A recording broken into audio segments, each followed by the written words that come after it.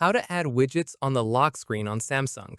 This tutorial shows you how to show things like weather, music, or missed calls on your lock screen. First, open the Settings app on your device. After that, tap on Lock Screen. From there, tap on Clock Style. At this point, scroll down and look for a section related to widgets or additional info shown near the clock. In the next step, you'll see toggles for things like weather, music, and missed calls.